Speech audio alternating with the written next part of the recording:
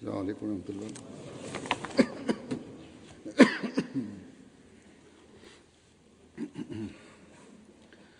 أشهد أن لا إله إلا الله وحده لا شريك له وأشهد أن محمدا عبده ورسوله أما بعد فأعوذ بالله من الشيطان الرجيم بسم الله الرحمن الرحيم الحمد لله رب العالمين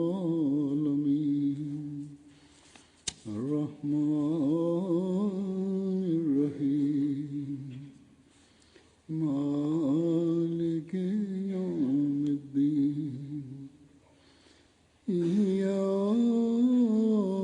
نعبد وإياك نستعين اهدنا الصراط المستقيم صراط الذين أنعمت عليهم غير المغضوب عليهم ولا الضالين.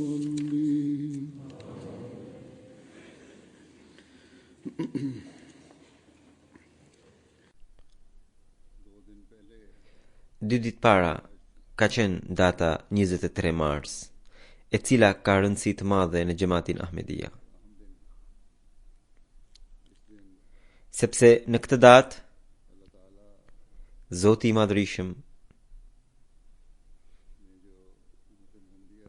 përmbushi një premtim që i kishte bërë profetit Muhammed sallallahu alaihi wasallam dhe umetit të tij. Në këtë datë u plotësua profecia e të dërguarit të Allahut sallallahu alaihi wasallam dhe u nis epoka e dytë e Islamit.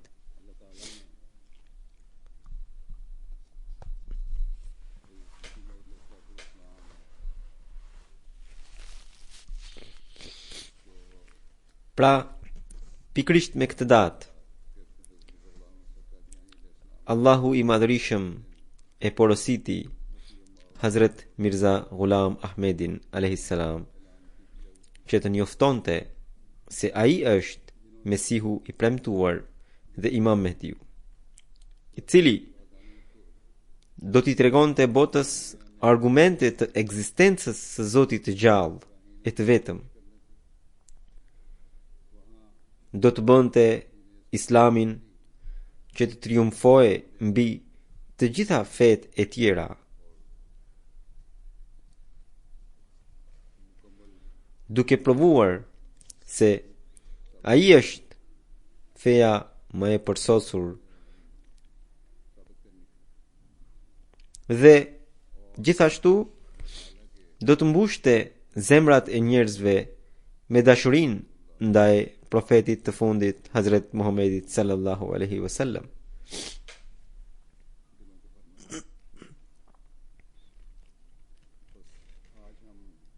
Sot jemi ata fatlum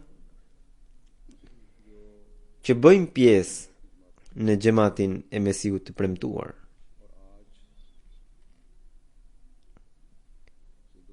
Duke marrë parasysh rëndësinë që ka kjo ditë, pra 2 ditë përpara janë organizuar mbledhje në xhamate të ndryshme, të cilat i quajmë dita e Mesihut të premtuar, dhe në të cilat hedhim dritë mbi qëllimin e ardhjes së Mesihut të premtuar,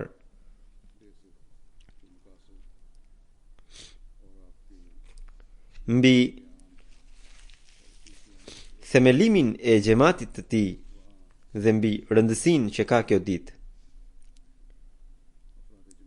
Nga ana tjetër, antarët e xhamatit i shprehin mirënjohje Zotit të Madhërisëm, i cili i mundsoi ta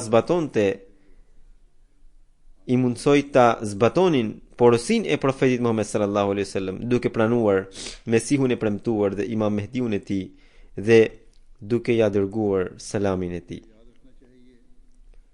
Duhet të dim se nëse pranimi i Mesihut të premtuar alayhis salam nga njëra anë na bën të gëzohemi e ta falenderojmë Zotin, nga ana tjetër na ngarkon edhe me përgjegjësi. Kështu që kemi nevojë t'i njohim përgjegjësitë tona e t'i kushtojmë vëmendje për mbushjes së tyre. Cilat janë përgjegjësitë tona?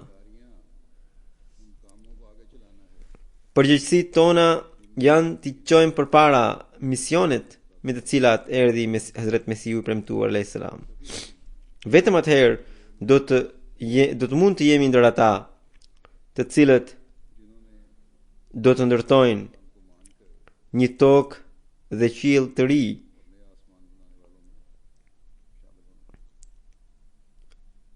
Kështu që për t'i kuptuar mirë përgjegjësitë, ne na duhet ta njohim Mesihun e premtuar alayhis salam. Të kuptojmë se cilat ishin qëllimet e ardhjes së tij dhe deri në çmë mënyrë i kemi njohur dhe i kemi realizuar ato dhe ç'kontribut kemi dhënë në përhapjen e mesazhit të tij.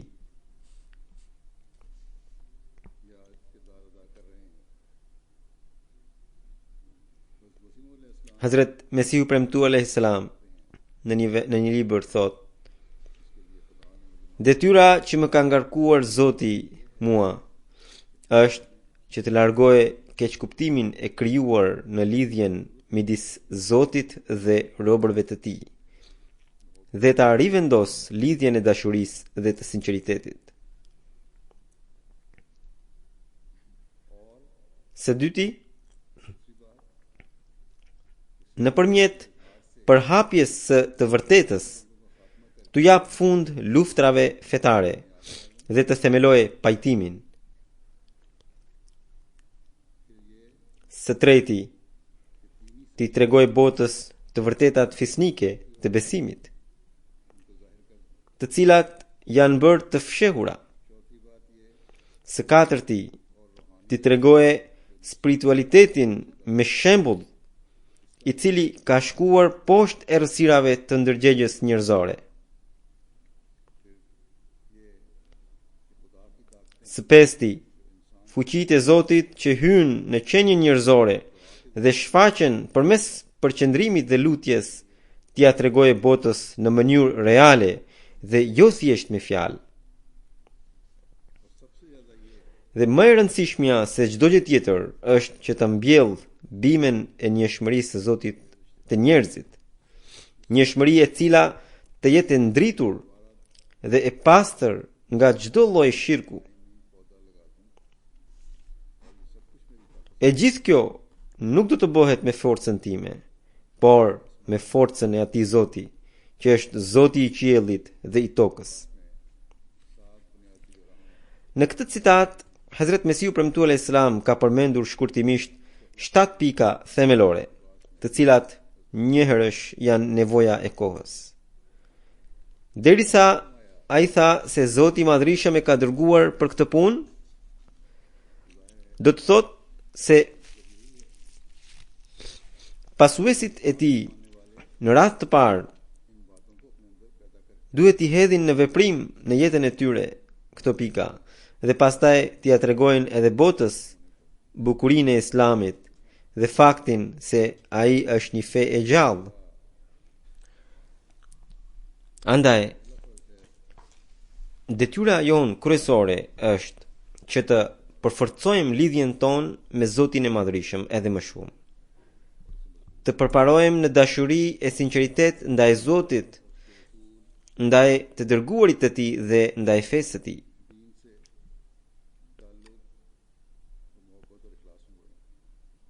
Dhe gjithashtu t'i tregojmë botës që me ardhjen e Mesihut të premtuar alayhis salam luftrat fetare kanë marrë fund. Ky është një objektiv dhe tashmë kemi vetëm shërbëtorin e vërtet të profetit Muhammed sallallahu alaihi wasallam, që do ta kthejë botën në një popull të vetëm dhe të cilin Zoti i Madhrishëm e ka dërguar me petkun e të gjithë profetëve. Sipas misionit të tij, detyra jonë që duhet të bëjmë të qartë para botës është që të bëjmë të qartë para botës mësimet e bukura të Islamit dhe vërtetësinë e tij. Dhe për këtë na duhet të tregojmë modelin ton përmes veprave tona.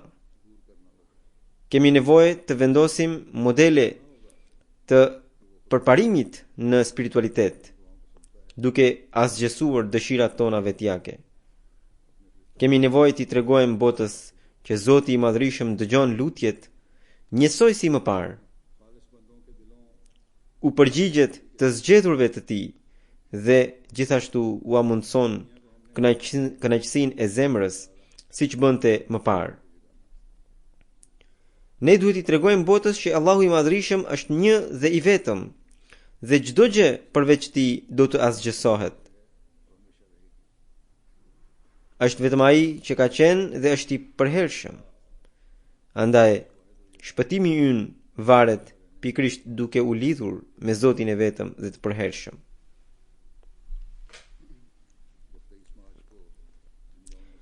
Kur kremtojmë ditën e Mesiut të premtuar me 23 marsin, kemi nevojë të bëjmë analizë që këto pika që Hazret Mesiu premtuar alayhis salam ja tregoi botës, a i praktikojmë ne siç duhet apo jo? Ose a përpiqemi vallë për ta sjellë këtë revolucion në jetën tonë, për sa kohë që jemi pasuesit e tij?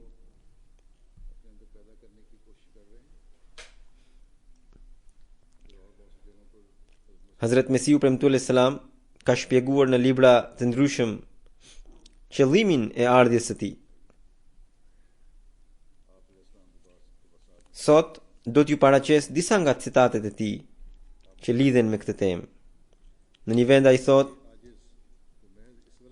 "Ky modest është dërguar me qëllim që t'u përcjell mesazhin të gjithë njerëzve se ndër të gjitha fet që ekzistojnë sot, vetëm feja që solli Kurani famlart është e vërtet dhe është në përputhje me dëshirën e Zotit të Madhrishëm. Dhe dera për të hyrë në botën e shpëtimit është La ilaha illallah Muhammadur Rasulullah." Në një vend tjetër ai thot: "Dëgjoni me zemër se cili është qëllimi kryesor i ardhjes sime.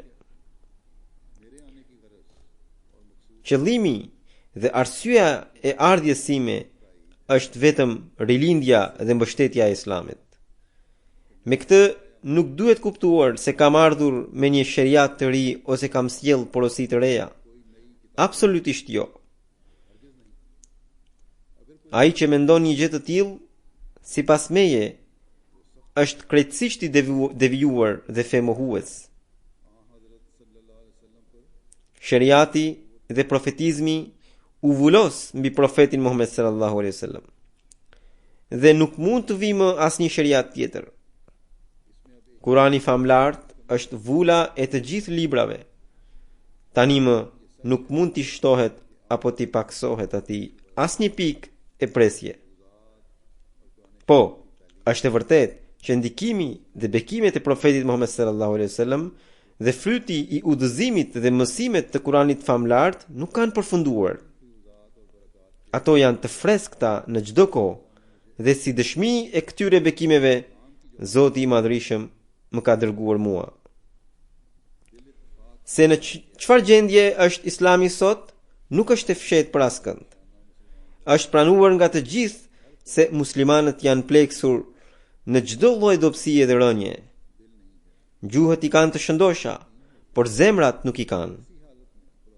Islami tashmë është bërë jetim.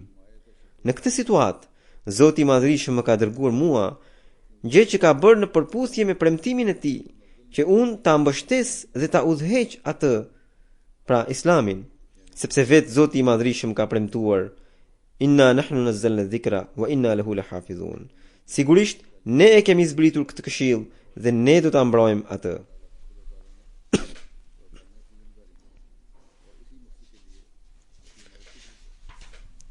Kjo do të thotë se vetë Zoti i Madhërisëm e ka marrë përsipër përgjegjësinë e përhapjes së mesazhit të Kuranit famlart dhe të mbrojtjes së tij, dhe po me këtë qëllim do ta dërgonte Mesiun e premtuar. Vallë, cila tjetër mund të ishte koha përveç kohës së sotme, kur Kurani famlart do të duhet të mbështete, të ndihmohe dhe të mbrohe. Në këtë shekullin e 14 të Islamit, gjendja e Islamit është e njëjtë që ka qenë gjatë kohës së betejës së Bedrit, për të cilën Allahu i Madhërisëm tha: Dhe Allahu ju ka ndihmuar në Bedër kur ju ishit të dobët, prandaj druhuni Allahut që të bëheni mirënjohës. Edhe ky ajet përbënte një profeci. Pra, në shekullin e 14 të Islamit, kur Islami do të dobësohe dhe do të mbete i papërkrahur, atëherë Allahu i Madhërisëm, sipas premtimit të tij, do ta ndihmonte, sepse në arabisht Bedër do të thotë hëna e natës së 14. Mesiu premtues Islam vion, atëherë përse çuditeni nëse ai e ka ndihmuar Islamin? Nuk më vjen keq nga fakti që të tjerët më quajnë dejall dhe gënjeshtar dhe thurin lloj-lloj akuzash ndaj meje, sepse ishte e pashmangshme të bëhe e njëjta sjellje me mua që u bë me të dërguarit më para meje, në mënyrë që edhe unë të kisha pjesë nga kjo praktikë e hershme. Duke treguar qëllimet e ardhjes së tij, Hazrat Mesiu premtues Islam thot: Ardhja ime ka dy qëllime. Një për muslimanët, që ata të pajisen me takvan dhe dëlirësinë e vërtetë dhe të bëhen muslimanët e vërtet, ashtu siç Zoti i Madhërisëm pret nga ata, të cilën gjë që e tregon në emrin muslim. Dhe së dyti për të krishterët, që kryqi të thyhet dhe të mos duket Zoti i tyre i krijuar e të adhurohet Zoti i vetëm. Përse po më kundërshtojnë mua që kam këto qëllime? Ata duhet të dinë se ajo punë që bëhet nga hipokrizia dhe për jetën e ligë të kësaj bote i shkatron autorët e vet. Vallë, a mund të fitoj gënjeshtari? Inna Allah la yahdi man huwa musrifun kadhab, thot Allahu i Madhërisëm. Allahu nuk e udhëzon atë që shkel kufirin dhe që është gënjeshtar. Pra, fjalët e Kuranit. Mesiu premtues Islam vijon, për shkatrimin e gënjeshtarit mjafton vetëm gënjeshtra e tij.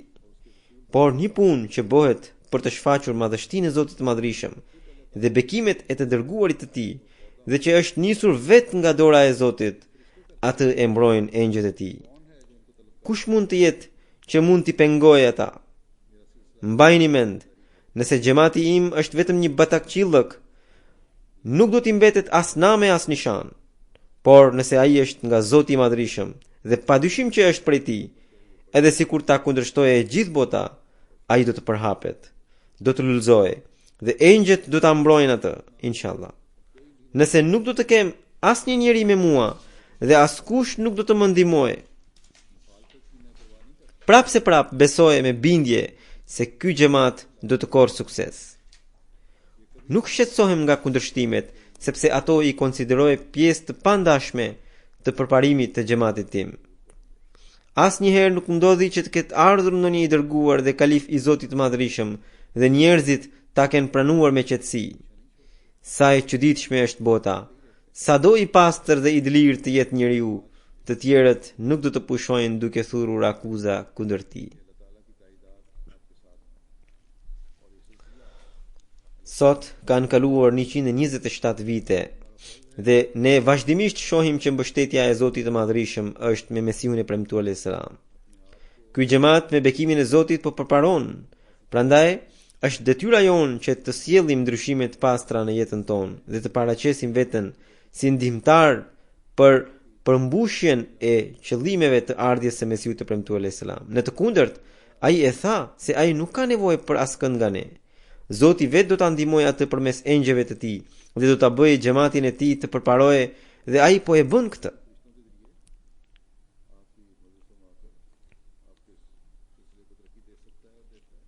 Duke shpjeguar qëllimin e ardhjes së tij në një libër tjetër, Hazrat Mesiu premtuar salam thot: Zoti i Madhrishëm më ka dërguar që t'i zbuloj para botës thesaret e varrosura dhe t'i pastroj ato nga balta që u është hedhur. Zoti i Madhrishëm dëshiron fort në këtë kohë që ta pastroj e ta shenjtëroj Kuranin famlart nga akuza e çdo armiku të poshtër.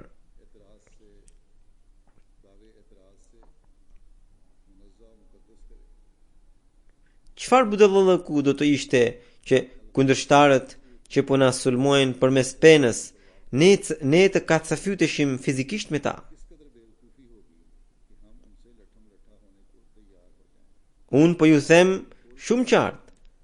Pra, vijon me sipër të Islam, unë po ju them shumë qartë se në këtë situatë, nëse dikush do të zgjedh rrugën e luftës dhe të grindjes në emër të Islamit, ai vetëm do ta njollos Islamin. Islami asnjëherë nuk synoi që shpata të përdore pa arsye dhe pa nevojë. E kam thënë edhe më përpara që luftrat në këtë kohë kanë marrë një natyrë profesionale dhe ato nuk kanë më asgjë që kanë të bëjnë me fen, por janë bërë vetëm për qëllimet e kësaj bote. Atëherë, çfarë mizorie do të ishte nëse do t'ua tregonim shpatën atyre që po na sulmojnë me penën? Me ndryshimin e kohës ka ndryshuar edhe metoda e luftës. Prandaj, është e nevojshme që më së pari të arsyetoni me zemrën dhe me mendjen tuaj dhe të pastroni nefsin tuaj dhe me anë të sinqeritetit dhe takvas, Allahu të Madhrishëm t'i kërkoni ndihmë dhe fitore.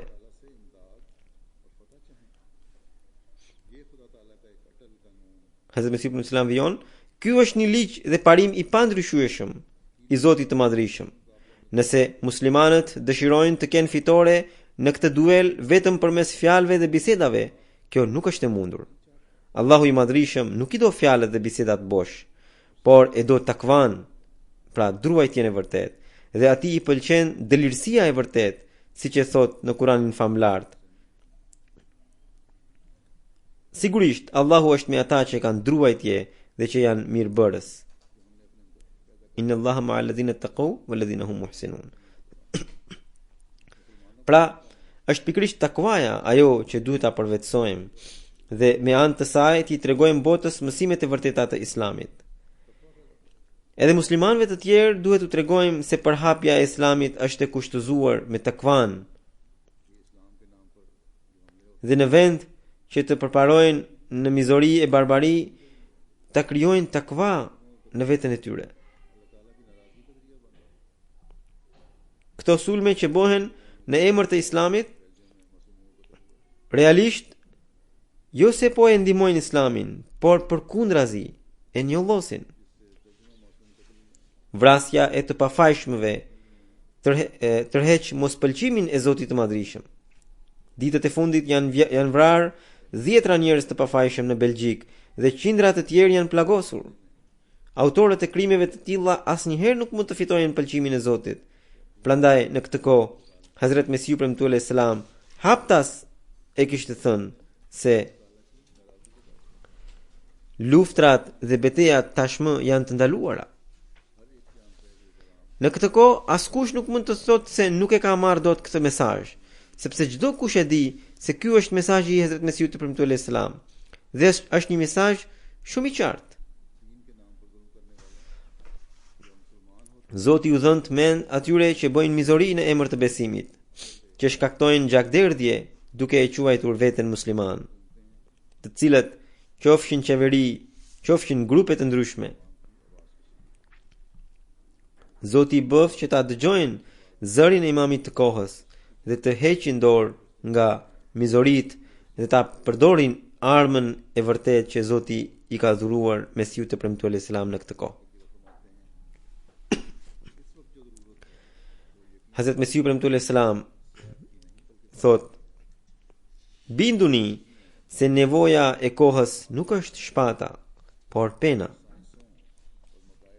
Dyshimet që kanë krijuar kundërshtarët tan rreth Islamit dhe sulmet që kanë bërë ndaj fesë së vërtetë të Zotit nëpërmjet shkencave dhe strategjive të ndryshme më kanë tërhequr vëmendjen që unë të dal i armatosur me dije e të hidhem në logun e shkencës dhe të tregoj njerëzve fuqinë dhe trimërinë shpirtërore të Islamit.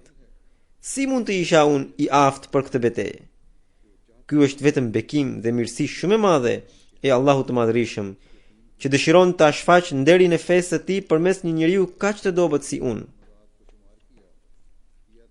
Njëherë pata numëruar akuzat dhe sulmet që kundërshtarët tanë i bëjnë ndaj Islamit, dhe sipas meje ato shkonin deri në 3000. Por tani ato duhet të jenë shtuar akoma më shumë.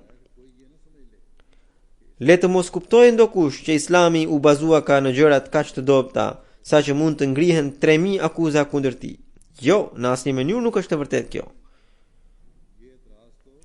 Këto janë akuza të ngritura nga njerëzit e paditur dhe naiv. Por, sinqerisht ju them të vërtetën, se duke i numëruar këto akuza, unë kam zbuluar se pikrisht atje fshiheshin të vërteta të rralla, të cilat akuzuesit nga mungesa e largpamësisë nuk i shikonin dot. E vërteta është që kjo është një prej urtësive të Zotit të Madhërisëm, që aty ku ngeci akuzuesi i verbër, ai fshehu thesar të vërtetave hynore.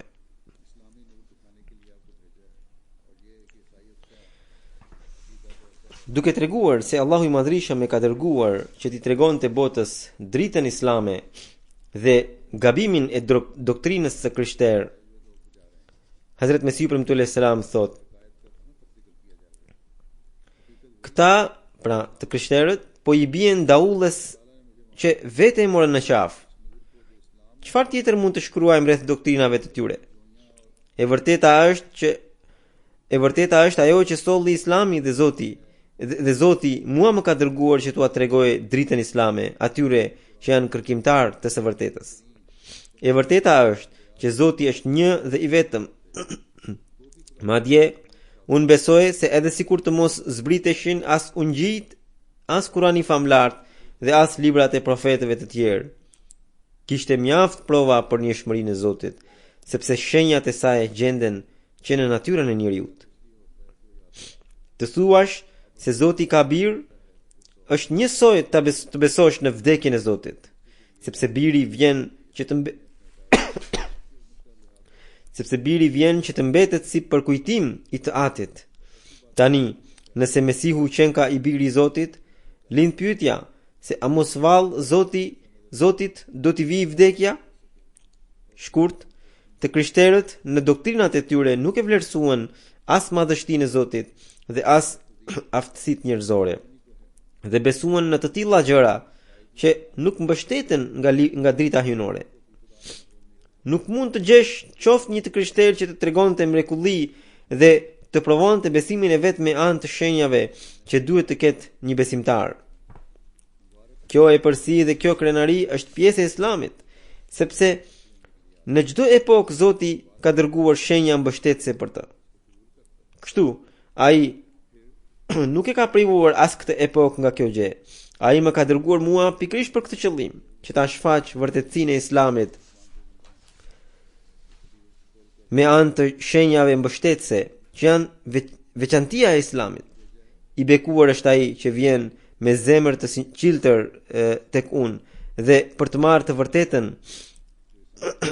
I bekuar është ai që e pranon të vërtetën kur e gjen.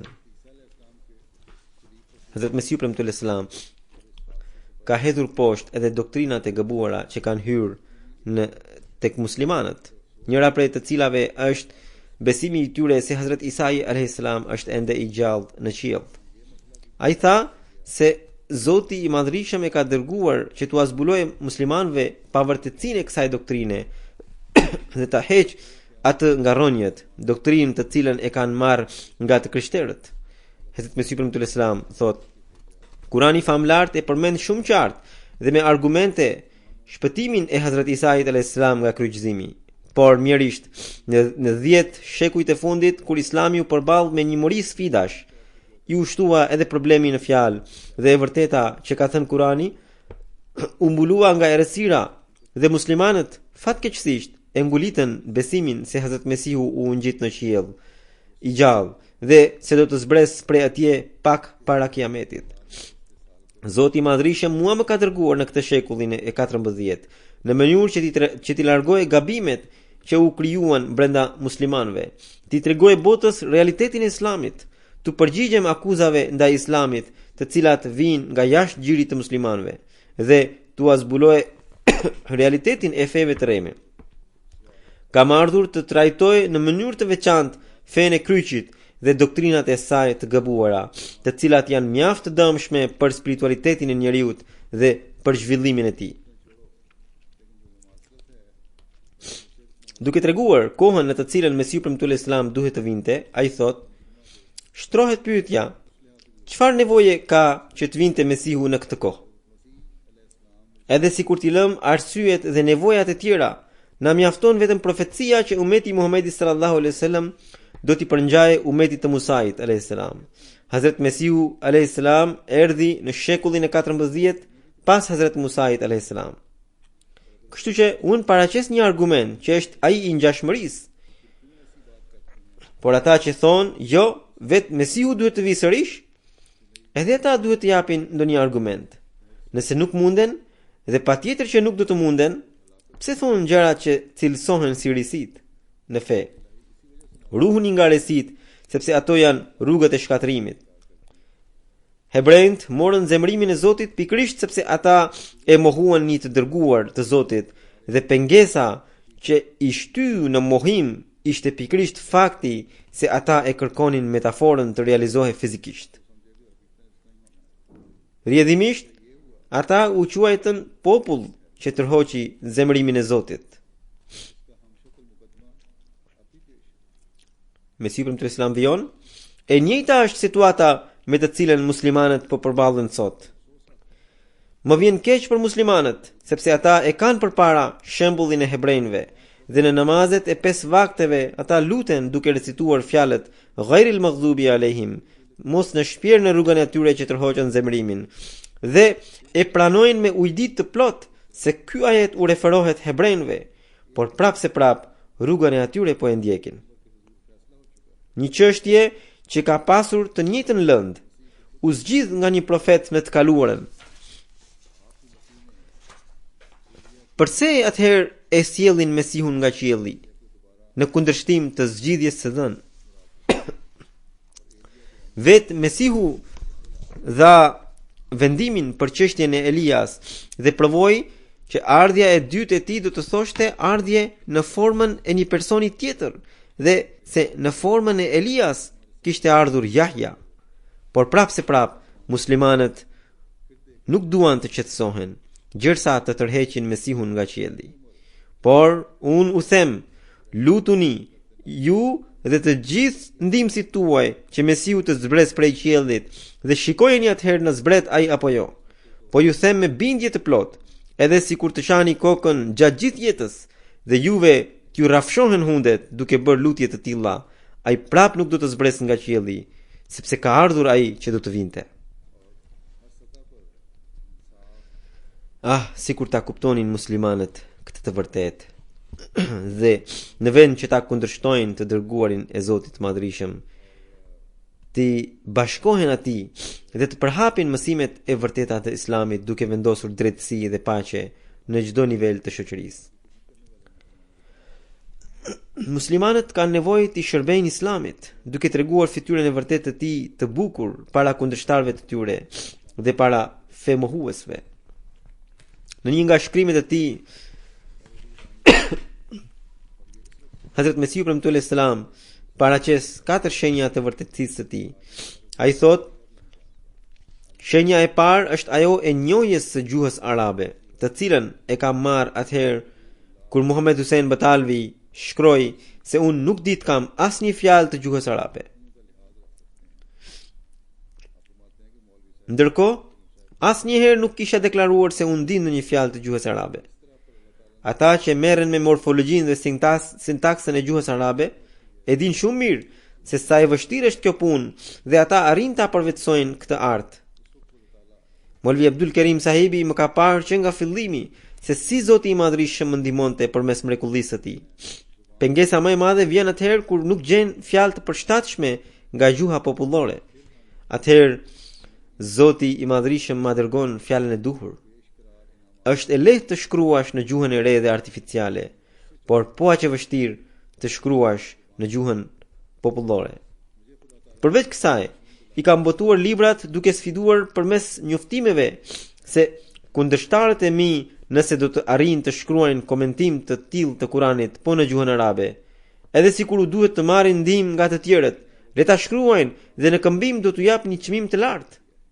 Zoti më ka dhuruar bindje të sigurt se ata kurrë nuk do të mund të shkruajnë, sepse kjo mrekulli e Kuranit famlart si shenjë më është dhënë mua. Shenja e dytë është ajo e pranimit të lutjeve. Gjatë kohës që shkruaja libra në gjuhën arabe, e shikoja se sa shumë më janë pranuar lutjet. Për çdo fjalë jam lutur, mund të them se kaq shumë më janë pranuar lutjet, sa nuk i janë pranuar asnjërit prej profetëve të tjerë, me përjashtim të të dërguarit të Allahut sallallahu alaihi wasallam, sepse gjithçka që kam e kam nga ndjekja e tij. Nuk mund të them se më janë pranuar 10.000 lutje apo 200.000 lutje apo më shumë. Dhe disa prej tyre janë të tilla, të cilat i njeh një botë e tërë tashmë. Shenja e tretë është ajo e profecive. Do me thënë e zbulimit të së padukshmes. Edhe astrologët dhe treguesit e fatit nga njëherë thonë fjalë të tilla me hamendje, që ndonjë pjesë e tyre realizohet. E shohim në histori që falltar të tillë ekzistonin edhe gjatë kohës së profetit Muhammed sallallahu alaihi wasallam, të cilët tregonin lajme nga e padukshmja. Njëri prej tyre ishte Satihu, por ka një dallim midis zbulimit të së padukshmes nga falltarët hamendësues dhe midis zbulimit të së padukshmes nga të dërguarit e Zotit. Zbulimi i së padukshmes nga ana e të shpallurve të Zotit përmban një forcë dhe madhështi hynore. Prandaj Kurani famlart e thot shumë qartë. Ai nuk ja zbulon të padukshmen e tij askujt përveç të dërguarve që zgjedh. Këtu vetë fjala zbulim tregon se padukshmja që vjen nga Zoti është madhështore dhe e fuqishme. Shenja e katërt është ajo e zbulimit të njohurive dhe të dijeve të Kuranit famlart, sepse njohurit e Kuranit nuk i jepen askujt tjetër përveç atij që dëlirsohet nga Zoti. Ai thot la yamassuhu illa al-mutahharun. Atë pra Kuranin nuk e prek askush përveç atyre që janë të pastruar.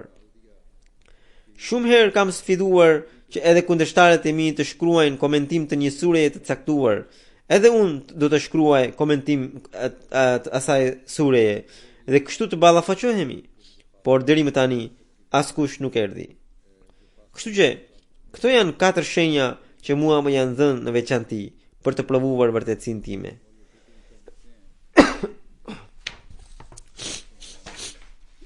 Më 17 gusht 1899, Hazrat Molvi Abdul Karim Sahibi shkruan: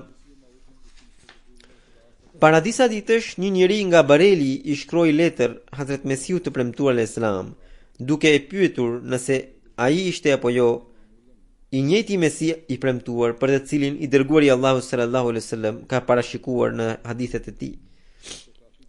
Ai gjithashtu i kërkoi që përgjigjen t'ia jepte duke u betuar në emër të Zotit të Madhërisëm. Unë i shkrova 2-3 fjali të Mesiut të premtuar alayhis salam nga libri i tij Tiryaqul Qulub, të cilat ishin të mjaftueshme si përgjigje. Por ai nuk u qetësua dhe më shkroi mua duke thënë: "Dua që Mirza Sahibi vetë me dorën e tij të shkruaj ben, duke pohuar se a është ai apo jo i njëjti Mesihu i premtuar që përmendet në hadithe dhe në Kur'an." Pas namazit të akshamit, mora penën, boj shkrimin dhe një letër dhe ja paraqita Hazrat Mesiut të premtuar Islam, duke thënë se kështu kërkonte një njeri. Hazrat Mesiu premtuar Islam me njëherë e mori letrën dhe shkroi këto pak reshta. Citoj: Unë edhe më përpara në librat e mi e kam bërë këtë deklarat duke u betuar në emër të Zotit dhe po e shkruaj edhe në këtë letër. Unë po shkruaj duke u betuar në emër të atij Zoti, në dorën e të cilit është jeta ime, që jam i njëjti Mesih i premtuar, të cilin i dërguari i Allahut sallallahu alaihi wasallam e parashikoi në hadithet sahih që janë përmendur në Sahih Buhari, Sahih Muslim dhe në Sahih të tjerë, dhe Allahu është i mjaftueshëm si dëshmitar. Shkrues Mirza Ghulam Ahmed, Allahu e falë dhe ndihmoft. Data 17 gusht 1899. Hazrat Molvi Abdul Karim sahibi vijon, pra ai që e refen këtë. Po kam dy qëllime me përmendjen e këtij betimi. Një, që antarëve të xhamatit të shtohet besimi dhe ata të gjejnë të njëjtën kënaqësi që kanë gjetur të pranishmit e kësaj mbledhjeje, të cilët me zemër të sinqert e pranuan se i u ringjall besimi, dhe së dyti, mohuesit dhe paragjykuesit të reflektojnë me qetësinë e duhur rreth këtij betimi dhe të mendojnë se një gënjeshtar dhe trillues a mund ta ketë vallë këtë guxim që të betohet në këtë mënyrë në emër të Zotit? Allahu Akbar, Allahu Akbar. Duke këshilluar antarët e xhamatit, Hazrat Mesiu premtuar selam thot: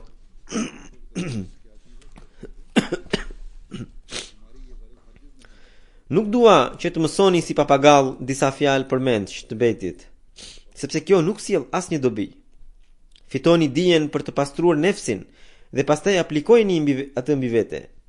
Synimi ynë absolutisht nuk është që të bëjmë polemika rreth jetës a vdekjes së Isait. Kjo është një çështje shumë e vogël dhe ne nuk duhet të mjaftohemi me kaq. Në fakt, çështja e jetës a vdekjes së Isait ishte një devijim te muslimanët, të cilin e rregulluam. Por synimi dhe qëllimi i ardhes sime ende është shumë larg. Dhe ai është që ju të krijoni një ndryshim të pastër në jetën tuaj dhe të bëheni njerëz të rinj. Andaj, çdo kush nga ju duhet ta kuptoni këtë sekret dhe të krijojë një ndryshim të tillë në jetën e tij, saqë të ndjejë veten ndryshe nga ajo që ndjente më përpara. Po ju them sërish, derisa nuk qëndroni disa ditë me mua, askush nga ju të mos mendojë se e ka ndryshuar veten. Do të arrini diçka vetëm kur të gëzoni pastërtinë e nivelit të lartë në natyrën tuaj, në mendjen tuaj dhe në ndjenjat tuaja. Nëse jeni besimtar, jini mirënjohës ndaj Zotit dhe bëni sejdë falënderimi ndaj Tij, sepse keni gjetur epokën në pritjes të së cilës kanë kaluar pasardhësit tuaj dhe shumë njerëz të sinqertë të panumërt. Është në dorën tuaj ta vlerësoni apo të mos e vlerësoni këtë kohë, dhe të përfitoni apo të mos përfitoni nga ajo. Këtë do ta them vazhdimisht dhe nuk mund të ndalem nga kjo gjë, që unë kam ardhur në kohën e duhur për reformën e njerëzve, në mënyrë që besimi të vendoset edhe një herë në zemrat e njerëzve. Jam dërguar si ai që ishte dërguar pas një burri të Zotit, komunikuesit të tij, Kalimullah, pra që përdoret për Hazrat Musain alayhis salam. Shpirti i të cilit, pra shpirti i atij njeriu, pra Isait alayhis salam, u ngjit në qiell pas shumë sfilitjesh në kohën e Herodiasit. Pastaj erdhi komunikuesi i dytë i Allahut, i cili në realitet ishte i pari ndër të gjithë dhe ai ishte kryetari i profetëve, që erdhi për të ndëshkuar faraon të tjerë, për të cilin u përmend në Kur'an. Ne ju kemi sjell një të dërguar si dëshmitar mbi ju, ashtu siç i kemi sjell faraonit një të dërguar. Dhe Mesiu premtues selam vijon, profeti Muhammed sallallahu alaihi wasallam në misionin e tij ishte i ngjashëm me komunikuesin e Zotit, pra me Musain alayhis salam, por në pozitë më i lartë se ai. Edhe atij i ishte premtuar një Mesih, i cili do t'i përngjante Mesihut të birit të Mirjemes në natyrë dhe në karakter. Gjithashtu, Mesiu i Muhamedit do të kishte po aq distancë kohore nga profeti Muhammed sallallahu alaihi wasallam, që ka pasur Mesihu i biri i Mirjemes nga Musa alayhis salam. Dhe biri i Meriemës kishte zbritur në shekullin e 14 nga qielli, zbritja e cila ka qenë shpirtërore. Kështu thuhet, sepse më falni. Kështu thuhet sepse deri para tij besimi ishte ngritur në qiell dhe ai kishte ardhur për të bërë reformë të robërit e Zotit. Po ashtu, edhe Mesihu i Muhamedit do të zbrite në të njëjtën mënyrë, në mënyrë që të mençurit ta kuptonin shenjën. Andaj, vion Mesihu premtuar Islam, u bëj thirrje të gjithëve që mos u nxitonin në mohimin tim, në mënyrë që të mos konsideroheni si ata që luftojnë kundër Allahut të Madhërisëm. Njerëzit që janë të kësaj bote dhe që dëshirojnë të rrinë vetëm në mendimet e errta dhe doktrinat e vjetra, nuk do ta pranojnë Mesihun, por së shpejti do të vijë koha kur Zoti do t'ua tregojë gabimin e tyre. Në botë erdhi një alarmues, por bota nuk e pranoi atë, por Zoti do ta pranojë atë dhe do ta shfaqë vërtetësinë e tij me sulme shumë të ashpra. Kështu që jemi fatlum që kemi pranuar Mesihun e premtuar dhe kemi bërë bejt dhe betim se do të sjellim ndryshime të pastra në jetën tonë, duke praktikuar mësimet e Kuranit. Jemi fatlum që u bëm ndër ata që i bëjnë sejdë falënderimi Zotit të Madhërisëm për këtë mirësi, dhe jo si ata që ja kthyen shpinën.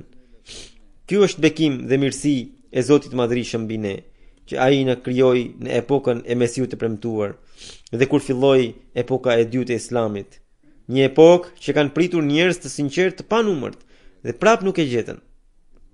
Hazrat Mesihu premtuar Islam na lidhi me Zotin që është Zot i gjallë, i cili dëgjon edhe sot dhe flet edhe sot, siç dëgjonte dhe fliste më përpara. E gjithë kjo duhet të na bëjë në njohës ndaj Zotit.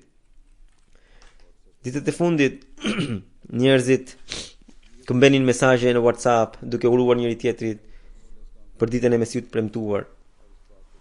Nëse këto urime janë për shkak se ata duan të tregohen mirënjohës ndaj Zotit, edhe duan të rifreskojnë besimin e tyre,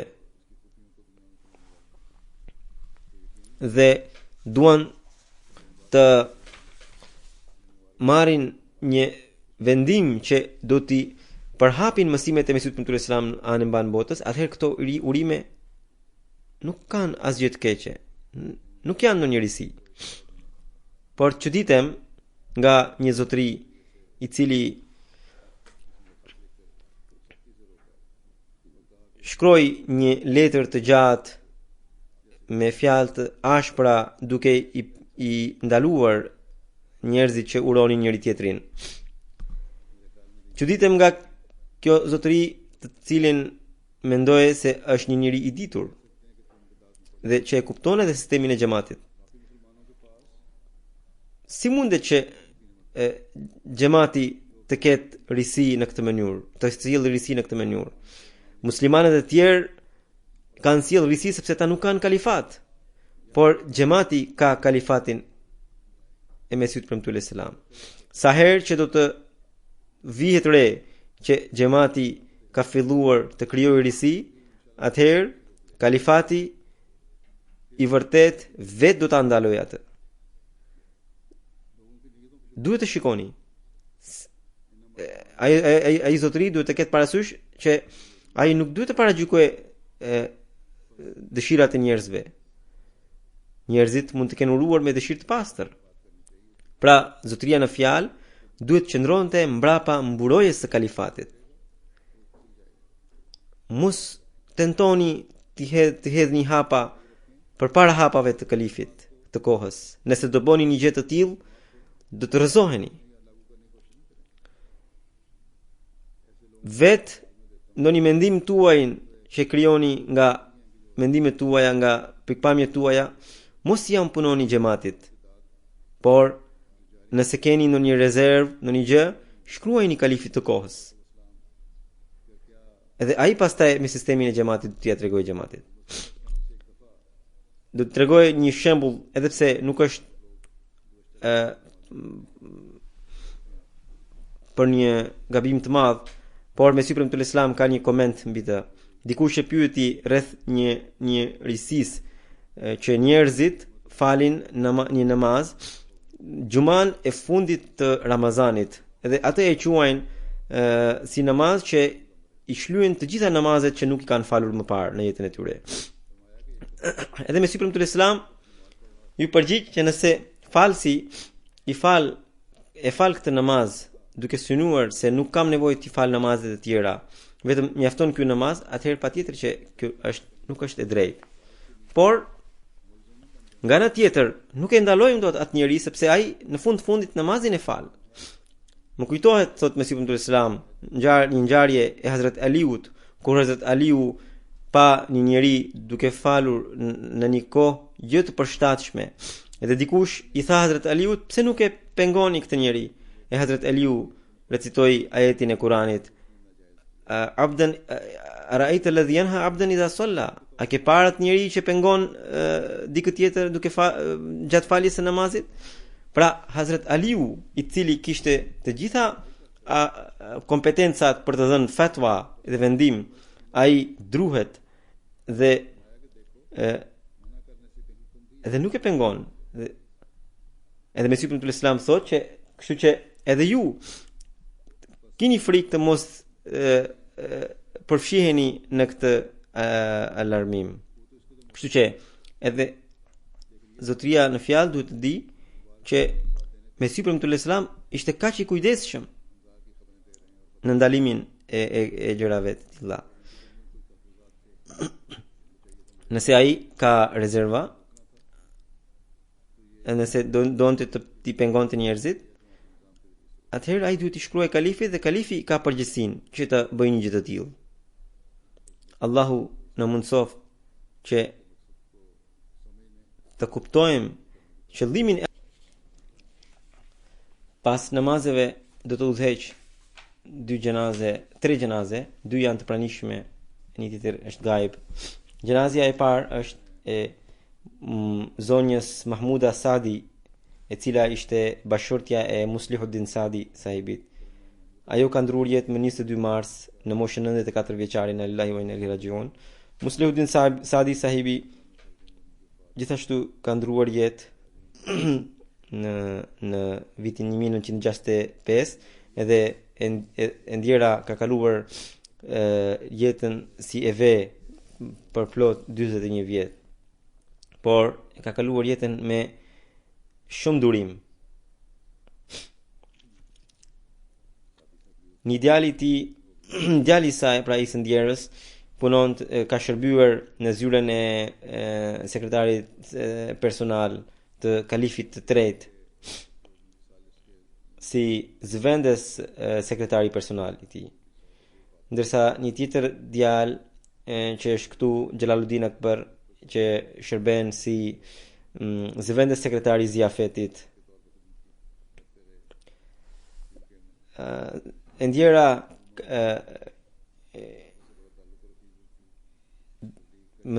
recitonte Kuranin dhe u mësonte edhe të tjerëve, ishte shumë e duruar dhe kishte bërë edhe vasiat.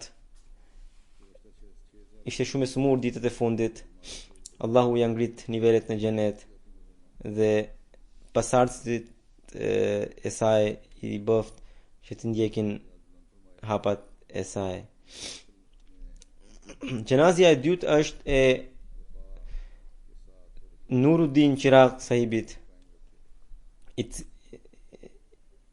cili ishte i biri i Chiragdin sahibit Kadianit, që ndroi jetë më 15 mars në moshën 45 vjeçare nga infrakti në zemër. Inna lillahi wa inna ilaihi rajiun. Ai ishte nga Kadiani dhe që prej 10 vitesh jetonte këtu në Angli. Këta kanë qenë shumë të varfër dhe kanë parë pra varfrinë. Mirë po, kur Zoti u dha pasuri, ai asnjëherë nuk u tregua lakmues. Në dollapin e tij u gjet një ditare ku ai kishte lënë 47, pra emrat e 47 njerëzve, të cilëve rregullisht u dërgonte ndihma. Një jo ahmedian thotë që i ndjeri ishte si një angel dhe shumë i qiltër. Ishte shumë i rregullt në namazet, i respektonte shumë dhe dietarët e xhamatit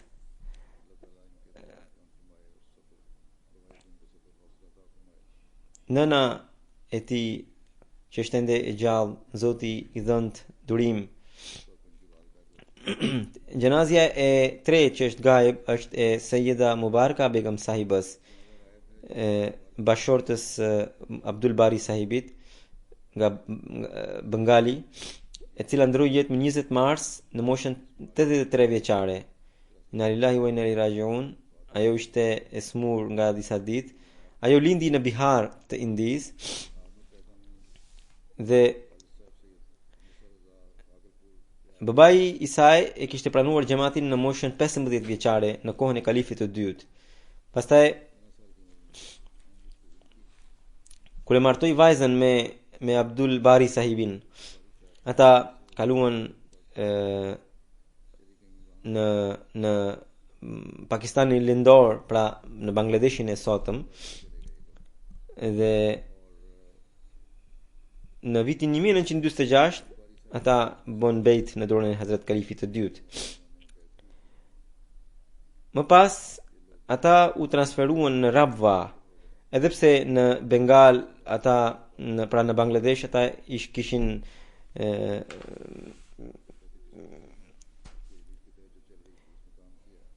nga ana financiare ishin të fortë, por bashorti i saj duke për hir të fëmijëve, për hir të familjes, për hir të përmirësimit shpirtëror të familjes, e solli gjithë familjen në Rabwa dhe aty filloi të jetonte nga fillimi. Kjo padyshim ishte një sakrificë e madhe. Në Bangladesh ata kanë pasur edhe shërbyes në shtëpi, por kur erdhën në Rabwa u desh të fillonin jetën nga fillimi. Edhe e vetë arsyeja ishte që të rinin pranë kalifatit. Allahu ja ngrit nivelet në xhenet. Zoti i bëft edhe fëmijët pasardhësit e tyre të plotësojnë dëshirën e prindërve të tyre. Këto janë pra 3 xhenaze, inshallah taala pas namazit të xumaz do t'ju udhëheq xhenazën e tyre.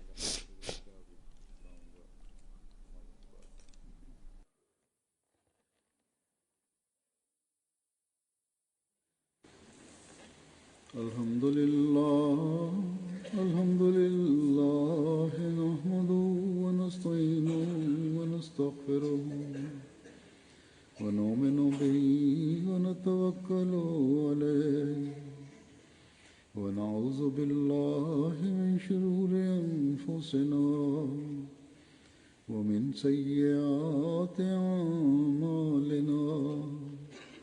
من يهده الله فلا مضل له ومن يضلله فلا هادي له ونشهد أن لا إله إلا الله ونشهد أن محمدا عبده ورسوله. عباد الله رحمكم الله، إن الله يأمر بالعدل والإحسان وإيتاء ذي القربى وينهى عن الفحشاء والمنكر والبغي يعظكم لعلكم تذكرون. اذكروا الله يذكركم وادعوه يستجب لكم ولذكر الله أكبر.